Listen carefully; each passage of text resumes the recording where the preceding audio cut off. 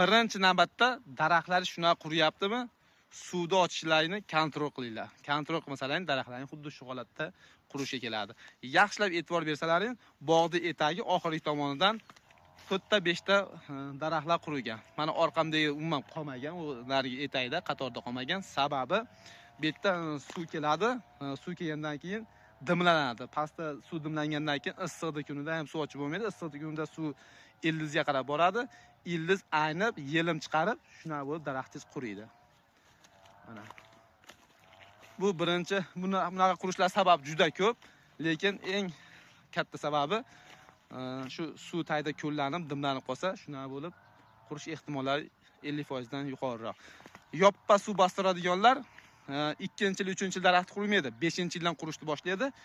Buxoro, Samarqand, Navoiy, Xorazmlarda yoppa suv bostiriladi. Shuning uchun daraxtlari 5-yil, 6-yil quriydi.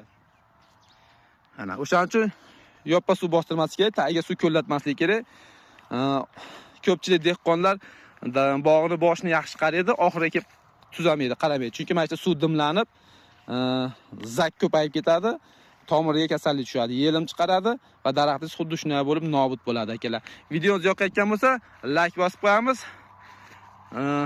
Bog'bon akalarga bu videoni jo'natib qo'yamiz. Sog' bo'linglar, salomat bo'lasizlar.